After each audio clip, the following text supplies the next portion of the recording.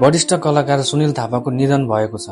हृदयघात भएपछि उनलाई उपचारका लागि काठमाडौँ स्थित नर्विक अस्पताल लगिएको थियो। अस्पतालमा उपचार जारी रहेको बेला उनको निधन भएको हो। थापाको निधनको जानकारी उनका नजिकको साथी तथा कलाकार विल्सन विक्रम राईले दिएका थिए। राईका अनुसार थापाका छोराहरू हाल भारतमा रहेकाले उनीहरू नेपाल आउँदै गरेका छन्। लुबुमा रहेका नजिकका आफन्तहरू आइपुग्ने प्रतीक्षा भइरहेको छ।